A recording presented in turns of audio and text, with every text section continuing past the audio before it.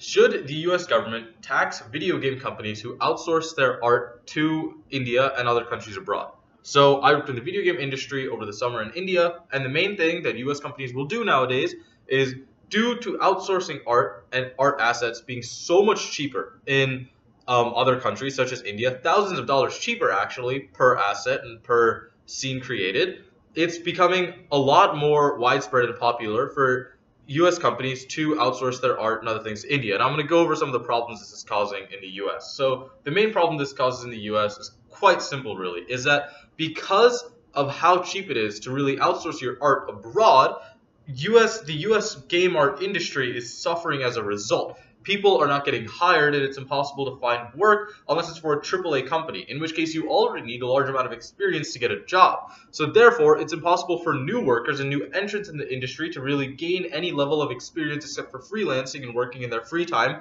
after getting another job. So it's really squashing the talent and the profession as a whole in the US. And the other problem this causes is a huge disparity in the level of quality in video games in the US, in that big companies, such as AAA companies, can afford to produce their art here in the US, where it will come at a higher quality, but also at a much higher cost. And so AAA companies can afford to do that, the bigger ones. Whereas smaller companies are forced to take the cheaper work they can find abroad, and therefore have lower game quality as a result, which makes it much harder for smaller and middling game companies to get as popular as the bigger companies and really provide any sort of roadmap or any track for growth in the US as a whole when it comes to the video game industry.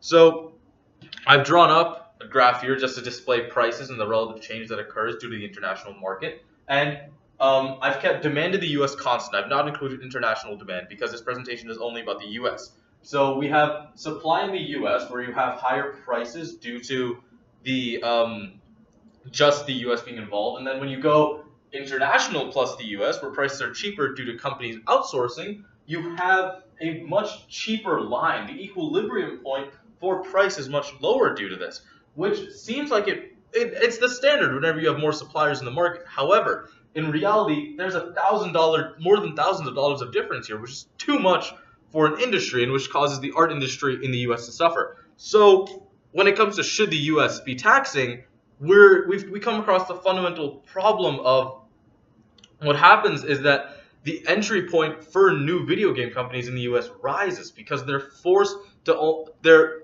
essentially almost forced to take US game art producers. However, if the US government only takes a middling tax, not too high of a tax, for the bigger companies, then for middling companies, they can choose whether to outsource or to do it here, and it becomes a lot more affordable and will improve the video game industry and game quality as a whole.